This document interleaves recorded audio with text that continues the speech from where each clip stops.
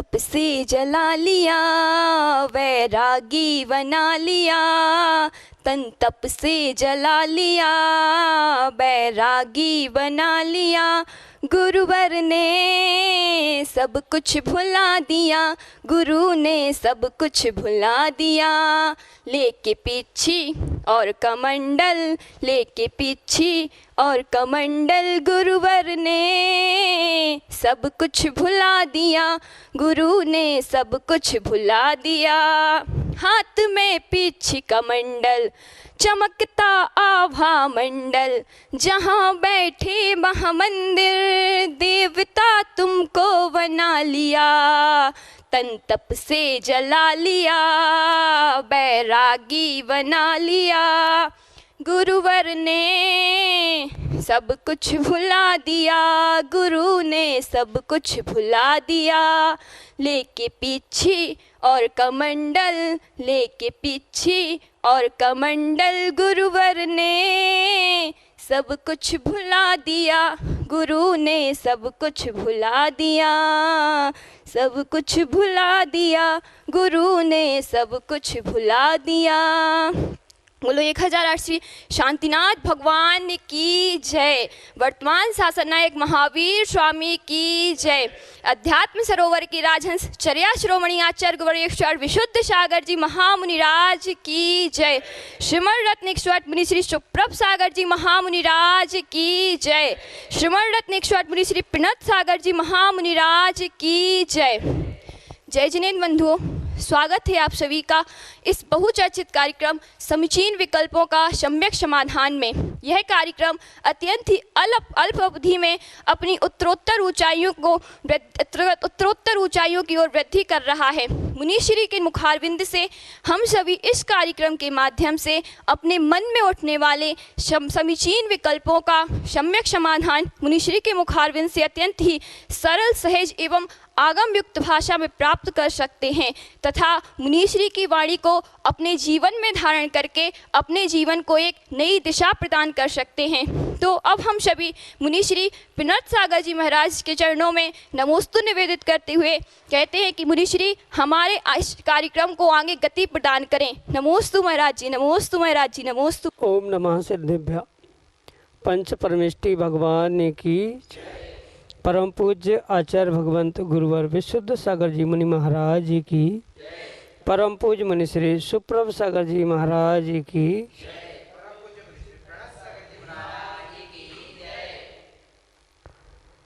समीचीन विकल्पों का सम्यक समाधान। परम पूज्य मुनि श्री सुप्रभ सागर जी महाराज ने हम सभी को एक ऐसा अनूठा उपाय प्रदान किया जिसके माध्यम से हम अपने जीवन को एक सही दिशा प्रदान कर सकते हैं, क्योंकि यहाँ विकल्प भी समीचीन है और उसका समाधान भी सम्यक है। और जहाँ पर समीचीन विकल्प के साथ सम्यक समाधान है उसके माध्यम से निश्चित ही हमारे जीवन की दिशा और दशा दोनों ही परिवर्तित होगी। तो चलते हैं उस क्रम की ओर और प्रारंभ करते हैं आज का सम्यक समाधान। और आज का पहला विकल्प ललितपुर उत्तर प्रदेश से सतीश जैन परम पूज्य मुनिश्री के चरणों में बारंबार नमोस्तु निवेदित करते हुए अपना समीचीन विकल्प रख रहे हैं कि महाराज जी, प्रकृतिबंध कसाय से होता है और प्रकृति में नाम कर्म की प्रकृति के तहत पुण्य प्रकृति भी होती है, साता वेदनीय भी होती है। तो इसमें कसाय कैसे हेतु होगा? हमारे समीचीन विकल्प का सम्यक समाधान करने की अनुकंपा करें। नमोस्तु महाराज जी, नमोस्तु। ओम नमः सिद्धम। परम पूज्य आचार्य भगवान गुरुवर विशुद्ध सागर जी महाराज की।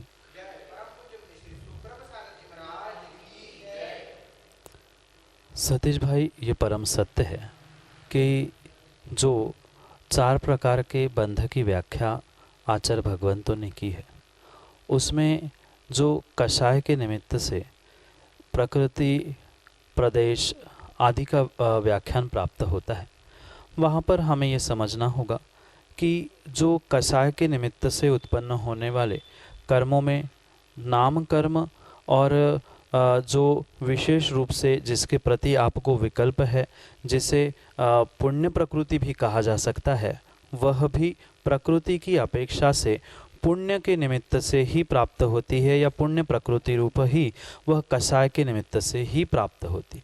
ये परम सत्य हमें इस प्रकार से स्वीकार करना होगा कि जो प्रकृति जो चाहे ज्ञानावर्णी, दर्शनावर्णी, अंतराय, मोहनीय, नाम आदि प्रत्येक प्रकृति को बांधने के लिए कषाय ही कार्यकारी होती है। पर जैसे कषाय के दो भेद आगम में आचार्य भगवंत बताते हैं, एक प्रशस्त कषाय और एक अप्रशस्त कषाय। जो अप्रशस्त कषाय है वही हमारे लिए अशुभ कर्म को या पाप कर्म प्रकृतियों का आश्रयबंध कराने वाली हो सकती है, पर वहीं पर जो हमारे लिए भद्र परिणामों से युक्त होते हुए जो भद्र कषाय या जिसे शुभ कषाय, प्रशस्त कषाय भी कहा गया है, जैसे कि देवशास्त्र गुरु के प्रति अनुराग होना, जैसे कि उन देवशास्त्र गुरु की सेवा, वैयावृत्ति आदि करने में जो प्रशस्त भाव हो रहे हैं, किसी प्रभु के प्रति, गुरु के प्रति राग हो जाना, उन वैरागियों के प्रति भी राग उत्पन्न हो जाना, ये जितने भी कारण कषाय के बताए गए हैं, ये परिपूर्ण रूप से प्रशस्त कषाय का ही परिणाम मानना होगा। और इन प्रशस्त कषायों के निमित्त से ही ये प्रशस्त पुण्य प्रकृति, जैसे कि नामकर्म के शुभ नामकर्म कुछ बताए गए हैं, उनका भी आश्रय इन कषायों के, यानी कि जो प्रशस्त कषाय कही गई है, उन प्रशस्त कषायों के निमित्त से ही हो रहा है। तभी ये सत्य बात हम इसी प्रकार से समझ सकते हैं। अन्यथा जो कषायों के निमित्त से प्रकृति प्रदेश की व्याख्या की है, अगर हम इन भगवान की भक्ति को, देवशास्त्र गुरु के अनुराग को कषाय नहीं मानेंगे, प्रशस्त कषाय नहीं मानेंगे, तो वह पुण्य प्रकृति का बंध, इस पर प्रश्न चिन्ह खड़ा हो सकता है। इसलिए सबसे पहले हम इस प्रशस्त कषाय के भेदों को समझते हुए, प्रशस्त कषाय के निमित्त से हमें ये पुण्य प्रकृतियाँ प्राप्त होती है, और अप्रशस्त कषाय के निमित्त से हमारे लिए वह पाप प्रकृतियाँ प्राप्त होती है। इस प्रकार से आपके लिए ये सम्यक समाधान। रमेश चंद जैन, बांसवाड़ा, राजस्थान से परम पूज्य मुनि श्री के चरणों में बारंबार नमोस्तु निवेदित करते हुए अपना समीचीन विकल्प रख रहे हैं कि महाराज जी, कोविड महामारी से होने वाली मृत्यु को अकाल मृत्यु नहीं कहेंगे तो कौन सी मृत्यु कहेंगे? हमारे समीचीन विकल्प का सम्यक समाधान करने की अनुकंपा करें। नमोस्तु महाराज जी, नमोस्तु। कोविड महामारी से होने वाली जो मृत्यु है, वह कथनचित अकाल मृत्यु भी हो सकती है, या वह सकाल या आयु के निषेकों के पूर्ण होने पर, या जितनी आयु बांध के आया है उसे जैसे स्वकाल कहा, उसके प्रकार की भी हो सकती है। यहाँ समझने जैसा विषय यह है कि उस जीव ने, जिसकी मृत्यु हुई है, उसने किस प्रकार की आयु, कितने समय की, कितने काल की, कैसी बांधी है, उस पर यह निर्धारित करता है कि उनका मरण वह अकाल में हुआ है या अपने काल को पूर्ण करने के बाद हुआ है। अगर मात्र और मात्र हम ये कह दें कि अचानक से आई हुई महामारी के निमित्त से उसका अकाल मरण है, तो ये भी सर्वथा सही नहीं होगा। अगर उसने पिछली पर्याय में जब आयु का आश्रयबंध करते समय ही ऐसा आश्रयबंध किया था कि आने वाली भव में जो आयु का नाश होगा वह किसी महामारी या किसी रोग के निमित्त से ही होने वाला है, अगर उसने ऐसा ही आयु का बंध और उतना ही किया है तो वह नियम से स्वकाल ही मरण कहा जाएगा।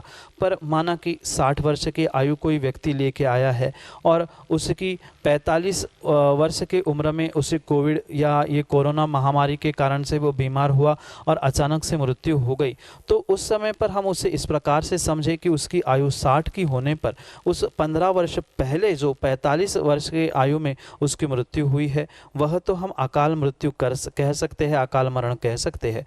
पर अगर उसकी आयु ही 45 वर्ष की थी और 45 वर्ष ही आयु में ही बीमारी से ही उसका मरना नियत होगा, उस ऐसा ही कर्म का आश्रयबंध उसने किया होगा, तो हम उसे अकाल मरण नहीं कह सकते।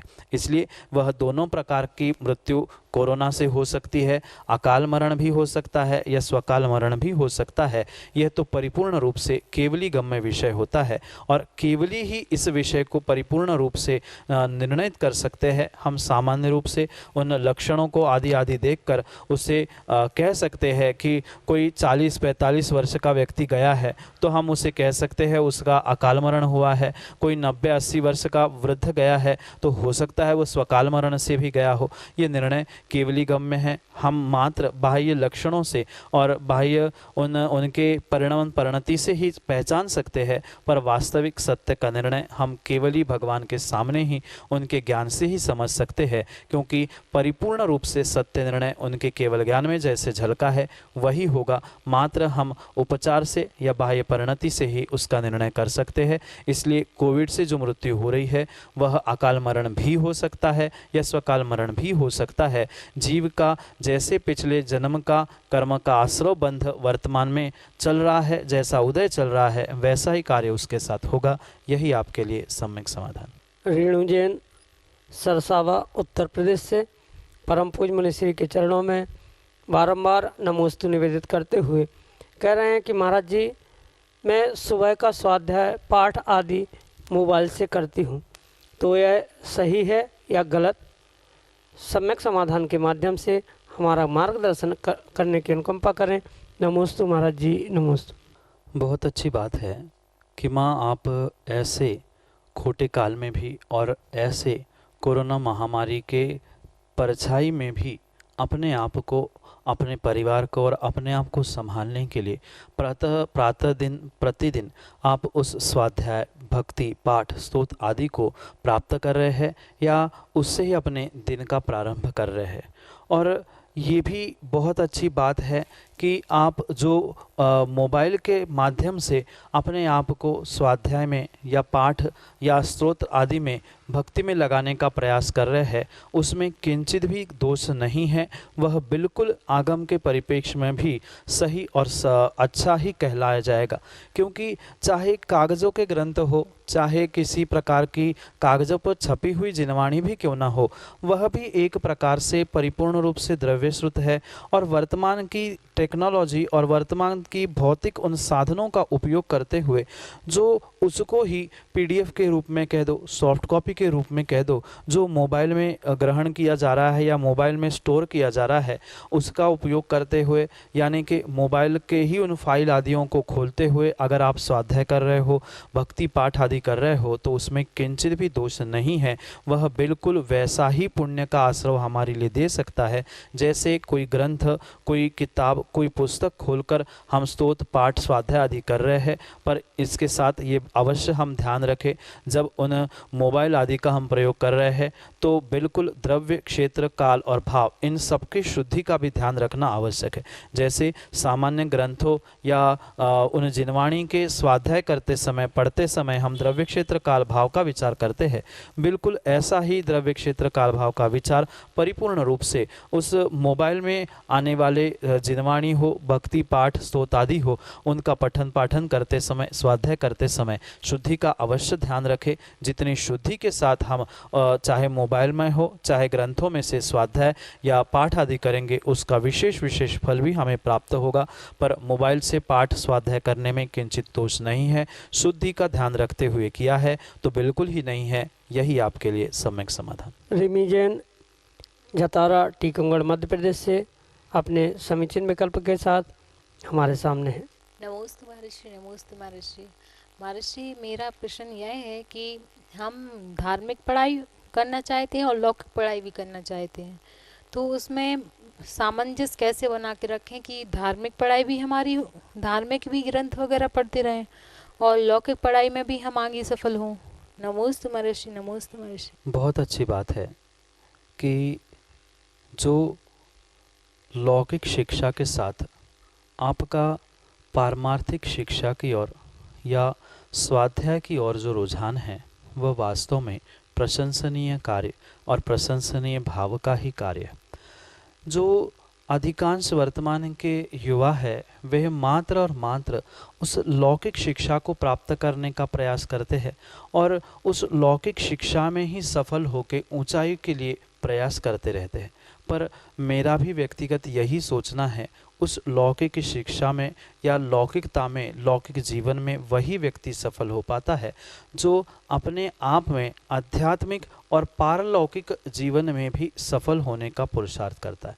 जिसके पास किंचित भी किसी भी प्रकार की जो भीतर आध्यात्मिकता नहीं है या सच्चे देवशास्त्र गुरु के प्रति रुझान नहीं है, उस लौकिक शिक्षा के साथ साथ पारलौकिक यानी जो धार्मिक शिक्षा आदि को ग्रहण करना, संस्कार आदि को ग्रहण करना, इनका जिनके पास अभ्यास नहीं है, उनकी वह लौकिक शिक्षा भी व्यर्थ है। वर्तमान में हर व्यक्ति लौकिक शिक्षा में तो सफलता और ऊंचाई को प्राप्त करना चाहता है, पर धर्म के और धार्मिक आध्यात्मिक संस्कारों के अभाव में, उस शिक्षा के अभाव में कभी भी जीव उस ऊंचाई को प्राप्त कर ही नहीं सकता। क्योंकि जैसे एक सिक्के के दो पहलू हुआ करते हैं, ऐसे ही जीवन के ये दो पहलू है, एक लौकिक शिक्षा और दूसरी धार्मिक शिक्षा। कभी भी एक के अभाव में दूसरी और दूसरे के अभाव में पहली हो ही नहीं सकती। अगर कोई व्यक्ति ये सोचे कि हम बिल्कुल ही लौकिक पढ़ाई ना करें और मात्र धार्मिक पढ़ाई करके या अध्यात्म से ही हमारा काम चल जाए, तो परिपूर्ण रूप से ये बात भी सत्य नहीं हो सकती। क्योंकि जिसने अगर पढ़ना लिखना सीखा ही नहीं है, जिसको हिंदी, संस्कृत, प्राकृत आदि सामान्य भाषा जिनमें आगम ग्रंथ लिखे गए हैं, यह इसका भी ज्ञान नहीं है, तो वह आगम का या ग्रंथों का, धर्म के इन शास्त्रों का किंचित भी सही अर्थ निकालने की शक्ति रख ही नहीं सकता। इसलिए सबसे पहले हमें बचपन से, जैसे कई स्थानों पर पाठशाला में आदि पढ़ाया जाता है, तो पाठशाला में भी हमें संस्कार लेते हुए हमारे धर्म के मूल सिद्धांत, मूल तत्व आदि के विषय में समझना होगा और उसके साथ साथ हमें लौकिक शिक्षा को भी प्राप्त करना होगा। जब व्यक्ति बहुत लौकिक होते हुए, बहुत व्यवहारिक होते हुए धर्म से या धर्म क्रियाओं से, धार्मिक संस्कारों से, धर्म ग्रंथों से, धर्म शिक्षा से दूर होता है, तो नियम से उस लौकिकता के चक्कर में वह ऊंचाई तो प्राप्त करने के सपने रखता है, पर उस लौकिक शिक्षा में भी भ्रष्ट होता हुआ देखा जाता है। पर जिसको बचपन से ही वह आध्यात्मिक या धार्मिक शिक्षा प्राप्त हुई है, वह कितनी ही विषमता भी क्यों ना आ जाए, कितनी चुनौतियाँ क्यों ना उस लौकिक शिक्षा में उसे प्राप्त हो, परिपूर्ण रूप से वह उसे पार करते हुए, परिपूर्ण रूप से उसमें जीत हासिल करते हुए लौकिक शिक्षा में भी उच्चता और सफलता को प्राप्त कर सकता है। इसलिए दोनों का बैलेंस बनाना, जैसे सिक्के की बात की, दोनों बाजू होने से ही सिक्का है, ऐसे ही दोनों का बैलेंस बनाने से ही वास्तव में जीवन की सच्चाई और अच्छाई है।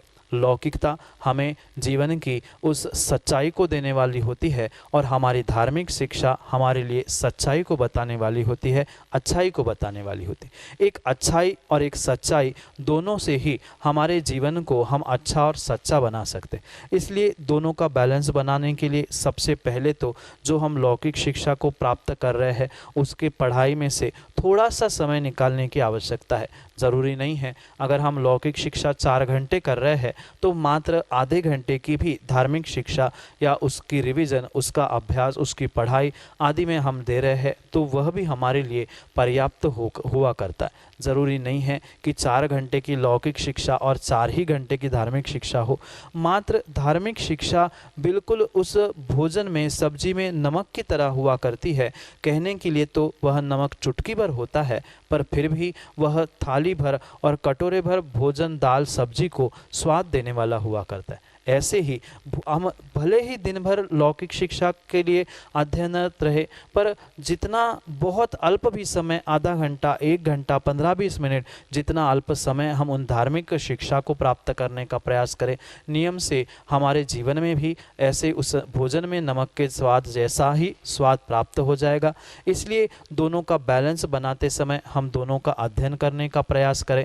कुछ समय अवश्य उन लौकिक अध्ययन से हटकर धार्मिक शिक्षा जैसे कुछ सामान्य ग्रंथ है जो हम व्यक्तिगत रूप से पढ़ सकते हैं, धर्म परीक्षा है या पद्म पुराण है, ऐसे ग्रंथों का स्वयं में ही हम अध्ययन करना प्रारंभ करेंगे तो नियम से हम लौकिक क्षेत्र में भी सफलता प्राप्त कर सकते हैं। जैसे रविशेन भगवान का जो पद्म पुराण है, उस ग्रंथ को अगर व्यक्ति ने मात्र 8 दिन में लगातार पूर्ण कर लिया तो नियम से उसका विशेष क्षयोक्षम भी बढ़ता है और वह लौकिक शिक्षा में भी अपने क्षयोक्षम के निमित्त से ऊंचाई को प्राप्त करता है। ये साक्षात प्रमाण स्वयं सिद्ध आपको स्वीकार करना होगा। इसलिए हम ना लौकिक शिक्षा में आलस करें ना धार्मिक शिक्षा में आलस करें, उन दोनों का परिपूर्ण रूप से समतोल बनाते हुए दोनों का जैसा जैसा समय मिले, अगर ये लौकिक शिक्षा या लौकिक पढ़ाई में हमें बोरियत होने लग जाए तो कुछ समय धार्मिक ग्रंथों का अध्ययन करें, उसको पढ़ते पढ़ते हम थक जाए तो पुनः लौकिक ग्रंथों का अध्ययन करें। ऐसा करते हुए हम अगर बैलेंस बनाते हुए अगर दोनों शिक्षा प्राप्त करेंगे तो नियम से हमारा जीवन अच्छा और सच्चा हो सकता है। जैसा समय जैसी समय की अनुकूलता हो वैसा समय को देखते हुए दोनों में भी हम समय को कम अधिक करते हुए दोनों को पढ़ने की रुचि बनाए रखें, यही आपके लिए सम्यक समाधान।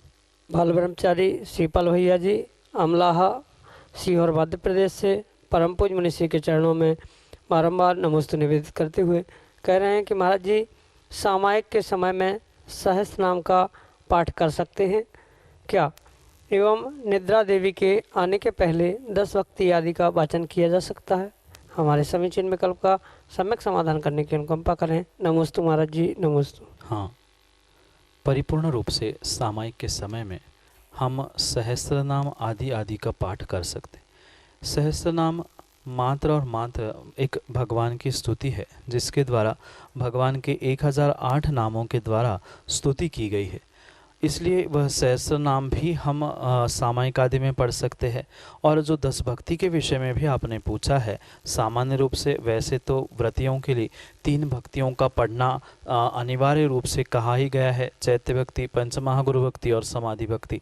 और उसके साथ साथ अगर आप 10 भक्तियाँ पढ़ रहे हो तो उसमें भी कोई बाधा नहीं है, और पर ये अवश्य ध्यान रखें कि प्रमाद में डूबकर इनको ना पढ़े, प्रमाद रहित होकर हमें इनको पढ़ रहे हैं तो हमारे लिए वह सामायिक में भी विशेष पुण्य का आश्रव करने के लिए कार्यकारी हो सकते हैं, क्योंकि यह हमारी भक्ति चाहे 10 भक्ति हो चाहे सहस्त्र नाम का पाठ हो, परिपूर्ण रूप से भगवान की स्तुति है, वंदना है। वह स्तुति वंदना भक्ति हमारे लिए कर्मों का क्षय करने के लिए ही कार्यकारी है। वह कोई ग्रंथ या कोई शास्त्र नहीं है कि जिसको पढ़ने में बाधा हो। वह परिपूर्ण रूप से भगवान की भक्ति स्तुति पाठ आदि होने से सामायिक आदि पढ़ने में कोई भी बाधा नहीं है। यही आपके लिए सम्यक समाधान।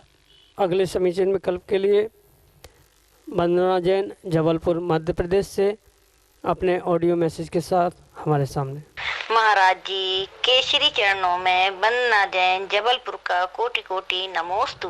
महाराज जी पंचम काल में कमर जैसा एक तरफा बैर बांधना संभव है या फिर पारसनाथ भगवान की पहले से कोई बैर बंधा था, क्योंकि आप ही कहते हैं बिना कारण के कार्य नहीं होता। महाराज जी पंचम काल में भी कोई अजगर बनकर शेर बनकर खा सकता है, कुरंग भील बनकर उपयोग कर सकता है। महाराज जी कमर जैसा बैर बांधने वाले की इतनी तीव्र कसाई होती है कि वह इसी भाव में ही सामने वाले के प्राण ले लेता है। कार्य कारण व्यवस्था इस ब्रह्मांड में आज से नहीं अपितु अनादिकाल से परिपूर्ण रूप से सत्य और परिपूर्ण रूप से अखंड रूप से चल रही है। उसमें किंचित भी किसी भी प्रकार का खंडपना या बाधा आई ही नहीं है। जहाँ कार्य दिख रहा है वहाँ कहीं ना कहीं पूर्व का कोई ना कोई कारण अवश्य ही होगा, बिना कारण के कार्य घटित होते दिखता ही नहीं है। ये परम सत्य है कि कारण है तो कारण का कार्य हो ये ज़रूरी नहीं है, पर जहाँ कार्य दिख रहा है वहाँ माँ परिपूर्ण रूप से कुछ ना कुछ कारण अवश्य होगा। चाहे वह कारण आपको दृश्य हो चाहे वह कारण अदृश्य हो, पर कारण के अभाव में कार्य की सिद्धि होना संभव है ही नहीं है। भले ही कमठ के विषय में पारसनाथ भगवान के विषय में हमने जितना भी कथानक सुना है कि 10 वर्ष तक वह कमठ का जीव पारसनाथ भगवान के जीव को पेरता रहा, परेशान करता रहा, उपसर्ग करता रहा।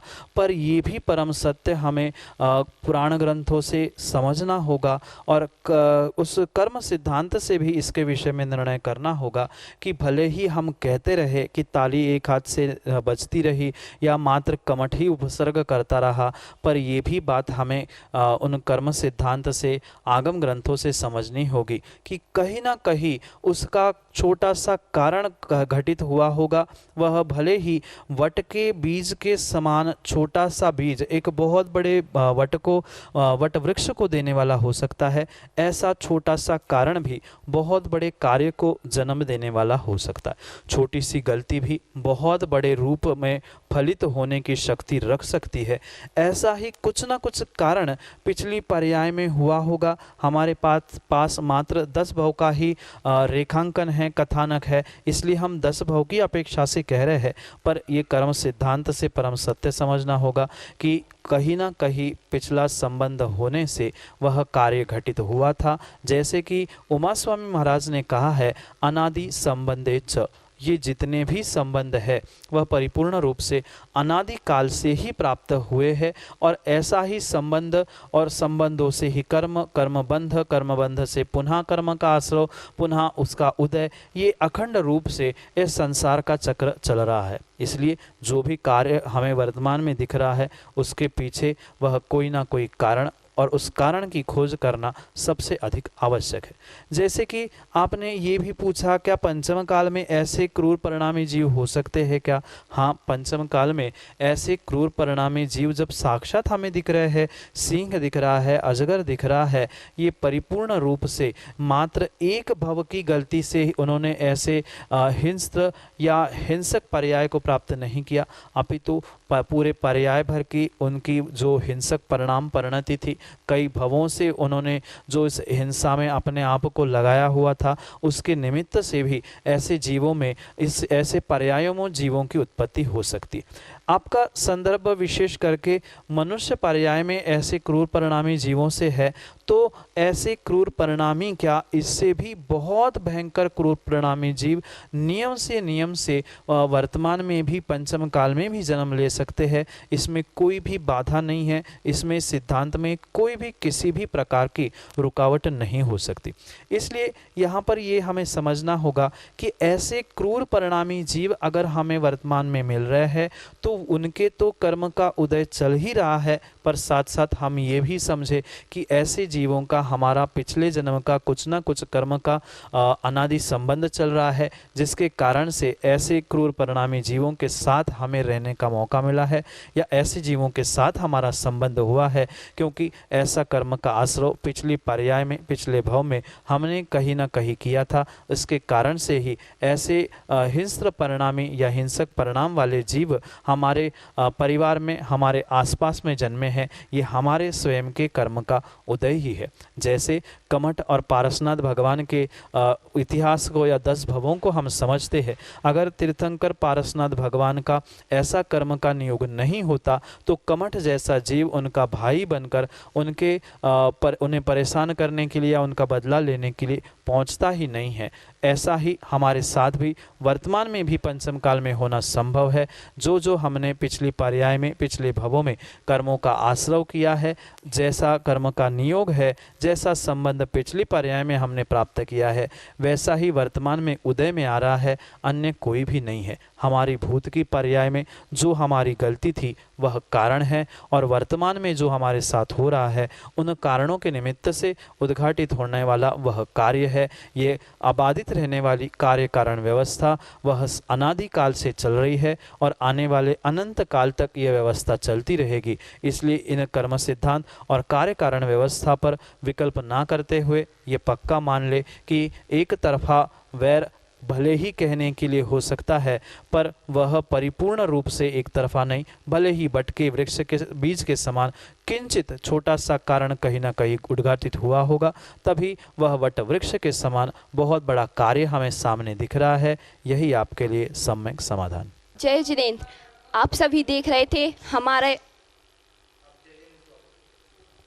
जय जिनेंद्र। आप सभी देख रहे थे हमारा यह बहुचर्चित कार्यक्रम समुचीन विकल्पों का सम्यक समाधान। यदि आपके मन में भी कोई जिज्ञासा है तो आप हमें हमारे व्हाट्सएप के माध्यम से 8707548811 पर हमें अपना विकल्प भेज सकते हैं। हमारा यह कार्यक्रम यूट्यूब चैनल पर प्रतिदिन 5:13 पर प्रसारित किया जाता है तथा हमारा यह कार्यक्रम पारस चैनल पर 4 बजे प्रसारण किया जाता है और आप जिनवाणी चैनल के माध्यम से 7:40 पर मुनिश्री के प्रवचनों का भी लाभ उठा सकते हैं। जय जिनेंद्र।